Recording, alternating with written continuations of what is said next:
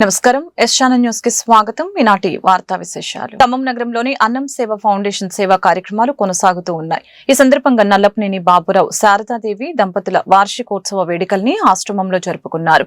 196 మంది అనాథలు, దివ్యాంగులు, వయోవృద్ధులకు అన్నదానం చేశారు. ప్రతి ఒక్కరూ తమ ఇంట్లో జరిగే వేడుకలను ఆశ్రమంలో జరుపుకోవటం వలన అభాగ్యుల ఆకలి తీర్చిన వారిమే అవుతామని దాతలు పేర్కొన్నారు. ఈ సందర్భంగా దాతలను ఆశ్రమం నిర్వాహకుడు అన్నం శ్రీనివాసరావు కృతజ్ఞతలు తెలిపారు.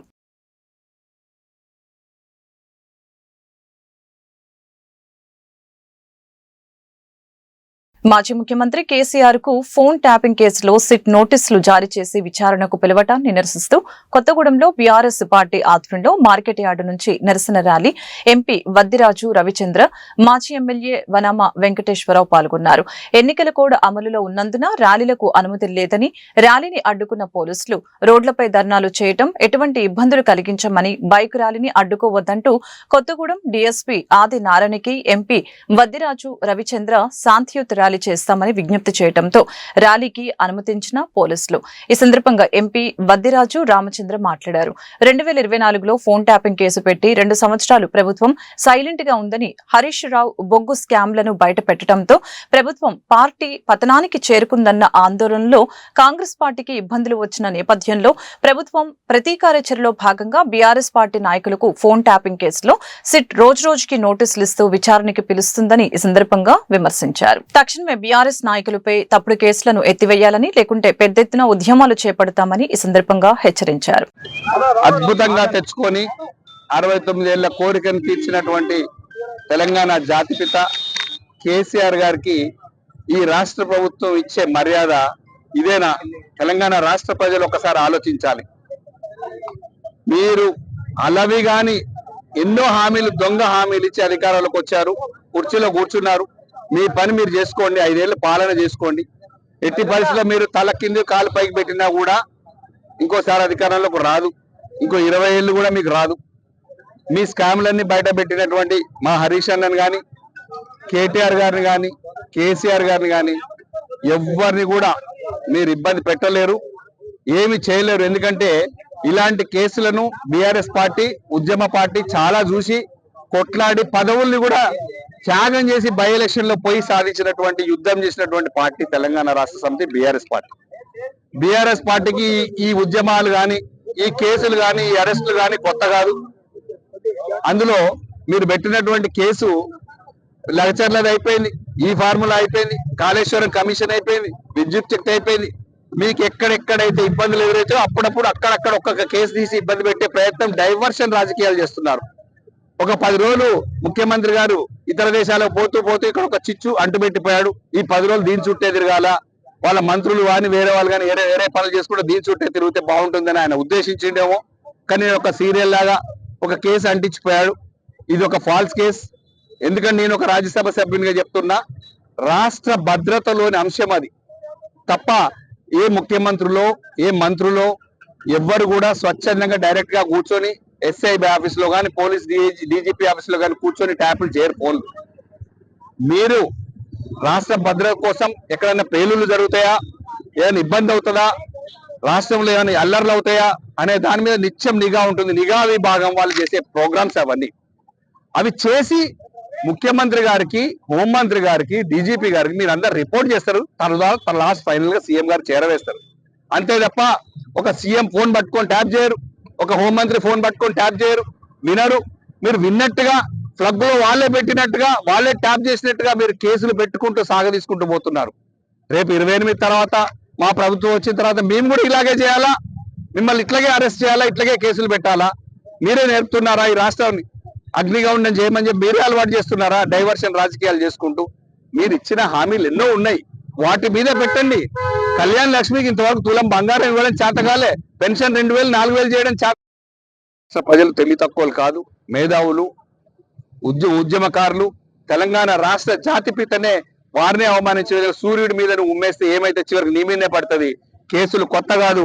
హరీష్ రావు గారికి కానీ హైకోర్టు, సుప్రీంకోర్టు కూడా క్లీన్ చీట్ ఇచ్చింది. అయినా మీరు అరెస్ట్ చేయాలని చూశారు, అయినా కేసు పెట్టారు.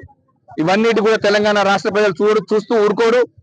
ఖమ్మం జిల్లా సత్తుపల్లి పట్టణంలోని మాధురి ఫంక్షన్ హాల్లో కార్యకర్తలకు మున్సిపల్ ఎన్నికల నేపథ్యంలో సత్తుపల్లి ఎమ్మెల్యే మట్టా రాగమయ్య అధ్యక్షతన నిర్వహించిన కార్యక్రమంలో కార్యకర్తలకు మంత్రులు కొండా సురేఖ దిశానిర్దేశం చేశారు.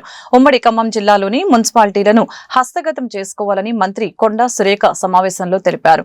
ప్రజల్లో తల్లిదండ్రుల్లాగా కొండా దంపతులు ఎలా సేవ చేస్తున్నారో మట్టా దంపతులు కూడా అలాగనే సేవ చేస్తున్నారని, కష్టపడి పనిచేస్తున్న తమ భర్తలకు భార్యలుగా తాము ప్రజాక్షేత్రంలో నిలబడి సేవలు చేస్తున్నామని, మున్సిపాలిటీ ఎన్నికలలో సీటు రాలేదని ఆలోచించకుండా మన భవిష్యత్తు కోసం ప్రతి ఒక్కరూ సహకరించుకుంటూ పనిచేయాలని రాష్ట్ర దేవాదాయ శాఖ మంత్రి కొండా సురేఖ కార్యకర్తలను ఉద్దేశించి మాట్లాడారు. మరియు జిల్లా అధ్యక్షులు చేసిన సేవ గుర్తొస్తుంది. ఎందుకంటే నేను మా హస్బెండ్ మురళీధర్ రావు గారు కూడా ఇద్దరు కూడా నియోజకవర్గాన్ని అభివృద్ధి పదంలో నడిపించడానికి మరి నేను లేకపోతే ఆయన లేకపోతే నేను ఆ విధంగా ప్రజల్లో మేము ఒక తల్లిదండ్రులాగా కొండా దంపతులు అనేటువంటి పేరు తెచ్చుకొని ఈరోజు మరి ప్రజల గుండెల్లో నిలుచుకోవడం జరిగింది. మరి ఇక్కడ వీళ్ళ మీద మీకున్న అభిమానాన్ని చూస్తే కూడా ఈ మట్టా దంపతులు అని కూడా వాళ్ళకు నామకరణం చేసి మరి వాళ్ళు కూడా అలాగే కొనసాగాలని చెప్పి కూడా కోరుతా ఉన్నాను. ఎందుకంటే నేను మంత్రినైనా కూడా మా ఆయన వేస్తేనే ఎక్కువ విజిల్స్ వస్తాయి. ఇక్కడ కూడా ఈమె ఎమ్మెల్యే అయినా కూడా మరి దయానందన లేస్తే మరి గెలిచిందంటే వాళ్ళ నాయకత్వంలో వాళ్ళు కష్టపడి వాళ్ళు రాజకీయాల్లో పైకి రావాలనుకున్న సమయంలో వాళ్ళను రానియలేనటువంటి పరిస్థితుల్లో మేము రాజకీయాలకు రావాల్సి వచ్చింది. కాబట్టి ఆ అభిమానం వాళ్ళ మీద మీకు ఉండడంలో తప్పు లేదు. కానీ నేను మంత్రి పదవిలో ఉన్నా కూడా నా మనసులో ఎక్కడో మారుమూల చాలా బాధ ఉంటుంది. ఎందుకంటే మా ఆయనకు ఎమ్మెల్యే కావాలని కోరిక, కానీ ఆయన కాలేకపోయిండు. మరి నన్ను ఎమ్మెల్యే చేసుకుంటూ పోతున్నారు. అది ఏంటంటే తలరాత. ఇప్పుడు ఈరోజు కూడా అన్ని మహిళలే అయినాయి. మొదటి నుంచి చూసుకుంటూ వస్తాను, అందరు మహిళలే రిజర్వేషన్లు అయినాయి. అంటే పాప వాళ్ళ హస్బెండ్స్ పొలిటికల్గా ఉంటారు, వాళ్ళ వైఫ్ని తీసుకొచ్చి నిలబెట్టాల్సిన పరిస్థితి వస్తుంది. కాబట్టి ఏది ఎవరికి రాసి పెట్టిందో అది వాళ్ళకి దక్కుతుంది అనేది దీన్ని బట్టి మీరు అర్థం చేసుకోవాల్సిన అవసరం ఉందని కూడా ఈ సందర్భంగా తెలియజేస్తూ, మరి ఒకటేమో మరి జనరల్ మహిళ అయింది, ఇంకొకటేమో ఎస్టీ జనరల్ అయింది. ఎస్టీ జనరల్లో కూడా మహిళలు కూడా చేయవచ్చు, మరి ఎస్టీ మహిళలు కూడా చేయవచ్చు. అది కూడా మగవాళ్ళకే ఇవ్వాలని లేదు. కాబట్టి అక్కడ ఎవరికి రాసి పెట్టిందో గెలిచిన తర్వాత మరి ఇప్పుడు అన్న చెప్పిండి ఇప్పుడు నేను ఇంకా చైర్మన్ ప్రకటించలేదు, ప్రకటిస్తాము అని చెప్పి. మరి నామినేషన్ల విషయంలో కూడా 23 ఉంటే సత్తుపల్లిలో మరి 154 నామినేషన్లు పడితే మన కాంగ్రెస్ నుంచి 50 నామినేషన్లు పడ్డాయి. అదేవిధంగా కర్నూలులో 20 వార్డ్స్ ఉంటే 157 నామినేషన్లు పడితే 63 మన కాంగ్రెస్ నుంచి నామినేషన్లు పడడం జరిగింది. కాబట్టి ఒక 5 చోట్ల, ఇందులో 3 చోట్ల, అక్కడ 2 చోట్ల కొంత ప్రాబ్లమాటిక్గా ఉంది అని ఎమ్మెల్యే గారు కానీ మాట్లాడిన పెద్దలు కానీ మాట్లాడినప్పుడు మరి వాళ్ళందరూ కూర్చొని ఒక ఆలోచనతోటి, ఒక నిర్ణయంతో ఒక డెసిషన్ తీసుకున్నప్పుడు తప్పకుండా ఖమ్మంలో బీఆర్ఎస్ చేపట్టిన ఆందోళనలో 1 టౌన్ సీఐ కరుణాకర్ కు గాయాలు అయ్యాయి. దీంతో ఓ ప్రైవేట్ ఆసుపత్రికి తరలించి ఆయనకు చికిత్స అందించారు. ఫోన్ ట్యాపింగ్ కేసులో కేసీఆర్ కు సిట్ నోటీసులు ఇవ్వటాన్ని నిరసిస్తూ ఖమ్మంలో బీఆర్ఎస్ ఆందోళన చేపట్టింది. ఈ క్రమంలో సీఎం రేవంత్ రెడ్డి దిష్టిబొమ్మను దగ్ధం చేస్తూ ఉండగా సీఐ కరుణాకర్ తన సిబ్బందితో అడ్డుకున్నారు. దీంతో ఇరు వర్గాల మధ్య తోపులాట చోటు చేసుకుంది.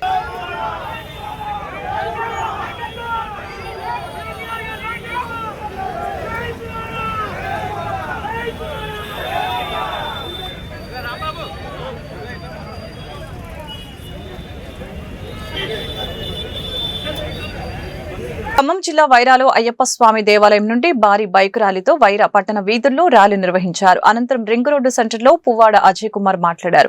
తెలంగాణ రాష్ట్ర సాధకుడు, తెలంగాణ మాజీ సీఎం కేసీఆర్ ను సిట్ పేరుతో వేధింపులకి పాల్పడుతున్న కాంగ్రెస్ ప్రభుత్వానికి ప్రజలే బుద్ధి చెబుతారని తెలిపారు.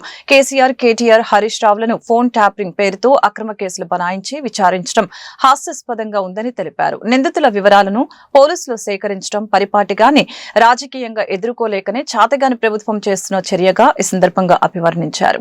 ఇచ్చిన 6 గ్యారంటీలను అమలు చేయలేని ప్రభుత్వం అని, అమలు చేయడం చాతకాని ప్రభుత్వం అని అన్నారు. ఈరోజు మన తెలంగాణ జాతిపిత తెలంగాణ రాష్ట్రాన్ని సాధించిన ఉద్యమ నాయకులు 14 సంవత్సరాల పాటు ఉద్యమాన్ని ఉర్రూతలూగించి అహింసాయుతంగా తెలంగాణ రాష్ట్రాన్ని సాధించిన కేసీఆర్ గారు తెచ్చిన తెలంగాణని 10 ఏళ్ల పాటు బంగారు తెలంగాణగా మార్చిన కేసీఆర్ గారు. అలాంటి కేసీఆర్ గారి మీద ఇవాళ మొబైల్ కేసులు లేదా మరి తప్పుడు కేసులు, ఆ విచారణ పేరుతో తప్పుడు నోటీసులు ఇవ్వడం అనేది దానికి నిరసనగా ఇవాళ తెలంగాణ రాష్ట్ర వ్యాప్తంగా జరుగుతున్న టీఆర్ఎస్ నిరసన కార్యక్రమంలో ఇప్పుడే ఖమ్మంలో పాల్గొని వాళ్ళు అలాగే ఇక్కడ కూడా వైరాలో కూడా పాల్గొనడం జరుగుతూ ఉంది. నాతో పాటు ఈ కార్యక్రమంలో పాల్గొన్న మాజీ శాసనసభ్యురాలు చంద్రావతి గారు, మంత్రులు గారు, గిరి గారు, అలాగే మా భవనాల వెంకటేశ్వరరావు గారు, విశ్వేశ్వరరావు గారు, చంద్రరావు గారు, మా కౌన్సిలర్లు, పోటీ చేస్తున్న అభ్యర్థులు అందరికీ కూడా పేరు పేరున ముందుగా నా అభినందనలు తెలియజేసుకుంటా ఉన్నాను. మనం అందరం కూడా నామినేషన్ ప్రక్రియ పూర్తి చేశాం. ఇవాళ కేసీఆర్ గారికి నోటీసులు ఇచ్చి మధ్యాహ్నం 3 గంటలకి విచారణ పేరుతో పోలీసు కేసులతో రేవంత్ రెడ్డి ప్రభుత్వం వేధించాలని ప్రయత్నం చేస్తూ ఉంది. కేసీఆర్ గారు ఎర్రవల్లి తన మరి వ్యవసాయ క్షేత్రంలో ఎప్పటి నుంచో నివసిస్తూ ఉన్నారో ఆ సంగతి తెలుసు. ఆయనకు 65 ఏళ్ళు పైబడి ఇప్పుడు 72 సంవత్సరాలు. భారత న్యాయం చట్టాల ప్రకారం కూడా 65 ఏళ్ళు నిండిన వ్యక్తికి ఆయన ఎక్కడ అవసరం, ఎక్కడ ఇష్టపడితే అక్కడ విచారణ చేసుకోవచ్చు. ఆయన చెప్పిన తర్వాత కూడా అక్రమంగా నోటీసులు ఇంటికి హైదరాబాద్లో నందినగర్లో అడ్డించుకోవడం అనేది ఈ రాష్ట్ర ప్రభుత్వం యొక్క తలబెరుస్తనం, తలపొగడతనం. ఒక మహానాయకుడిని చిన్నపుచ్చాలని మీరు అనుకుంటున్నా కేసీఆర్ గారు మాత్రం విచారణకు సహకరిస్తా అని చెప్పి ఇందాకనే అక్కడి నుంచి బయలుదేరి ఎర్రవల్లి వ్యవసాయ క్షేత్రం నుంచి బయలుదేరి నందినగర్ వస్తూ ఉన్నారు. ఇలాంటి తప్పుడు కేసులు, మొబైల్ కేసులు. ఇటీవల ఖమ్మం జీఆర్పీ పోలీస్ పరిధిలో ఖమ్మం రైల్వే స్టేషన్ పరిసరాల్లో గుర్తు తెలియని యాచకుడికి రైలు ఢీకొని మృతి చెందాడు. కుటుంబ సభ్యులు ఎవరూ రాకపోవడంతో మృతదేహాన్ని ఖమ్మం ప్రభుత్వ వైద్యశాల మార్చురీలో భద్రపరిచారు. అయితే అంత్యక్రియల నిమిత్తం అన్నం ఫౌండేషన్ కు అప్పగించగా శ్రీనివాసరావు తన సిబ్బందితో బల్లేపల్లి వైకుంఠ ధామానికి తరలించి దహన సంస్కారాలు పూర్తి చేశారు.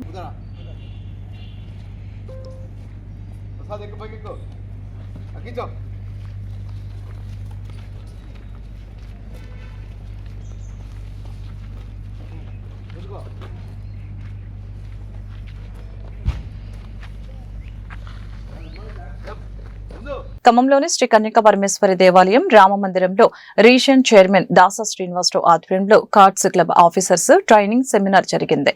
ఈ కార్యక్రమంలో అంతర్జాతీయ admin సైటీ the vice president Kadivendi Srinivasarao పాల్గొన్నారు. అంతర్జాతీయ అధ్యక్షుడు theme of the year history programme of the year victory నవరత్నాల గురించి తెలిపారు. అంతర్జాతీయ అధ్యక్షుడు theme of the year history programme of the year victory నవరత్నాల గురించి తెలిపారు. సుమారు 3 గంటల వరకు క్లబ్ ఆఫీసర్ ట్రైనింగ్ సెమినార్ నిర్వహించడం జరిగింది. ఈ కార్యక్రమంలో జిల్లా governor Charugundla Srinivasu, cabinet secretary admin Chintala Vinod Kumar, Raj Manohar, Pullarao, Mohan Rao, జిల్లా బాధ్యులు ఎర్రం రామకృష్ణ తదితరులు పాల్గొన్నారు.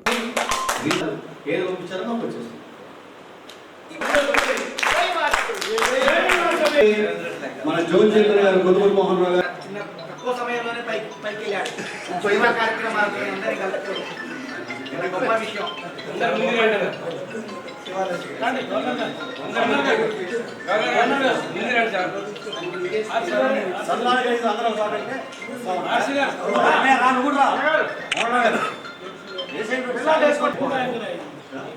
వచ్చి ఈ రోజుకి 32 రోజులైంది ఒక పదవి బాధ్యతలు చేపట్టి.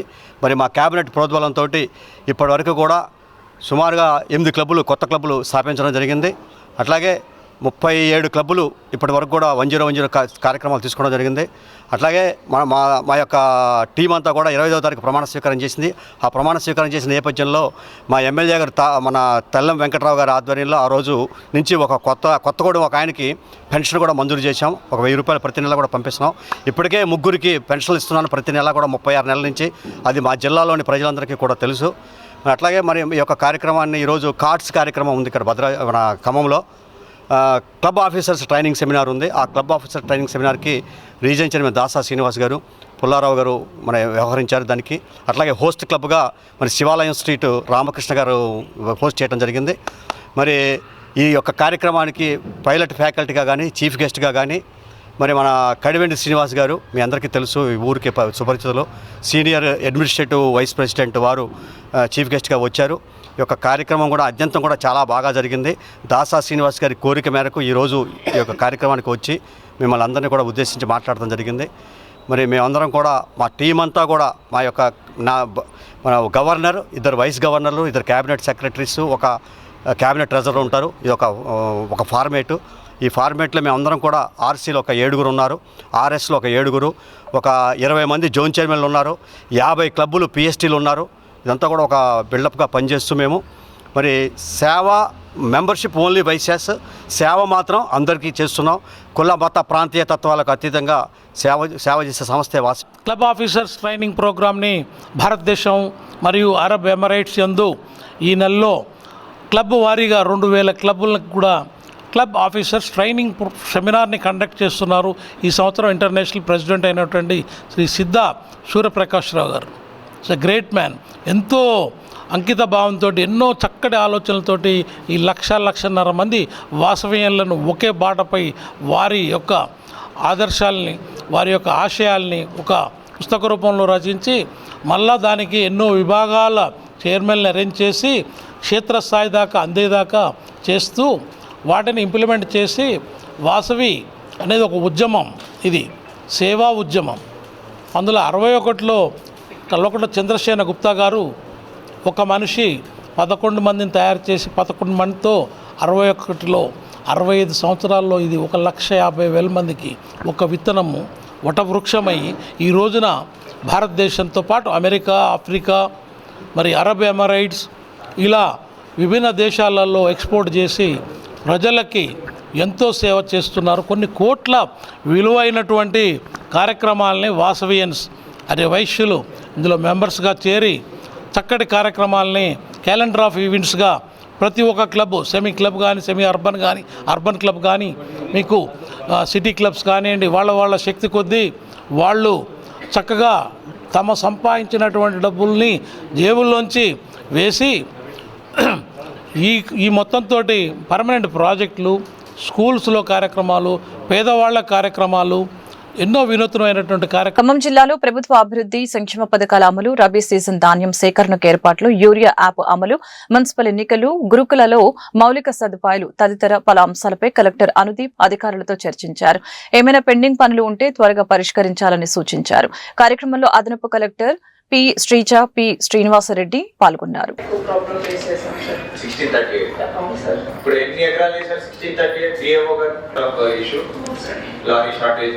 So last time problematic areas mandals ఏమేంటి extra రావాలంటే మనం రాద్దాం, స్టేట్ ఇంకా ఎక్కువ కావాలని చెప్పి. Okay, all centres should have the marketing material, post harvest ఏమేమి వాడతాము అన్నీ కూడా ఆన్ ద జాబ్. సో మనం ఖరీఫ్కి సంబంధించిన మన ఈ mill use process. Okay, so that lorry equipment much more 360 దానికి 360 GPS మీరు please plan. Number 3 regarding millers unloading problem ఎక్కడెక్కడ అయింది, which millers sanction whatever budget మన దగ్గర ఉన్నది వాడుకుందాం. But we have to, but when procurement is being done on such a large scale, when every year we are giving them business, first year we should remember that వేల కోట్ల ప్రజాధనం మనము to oblige our request. ఈ వార్తలు ఇంతటితో సమాప్తం. మరొక బులెటిన్లో మళ్ళీ కలుద్దాం. నమస్కారం.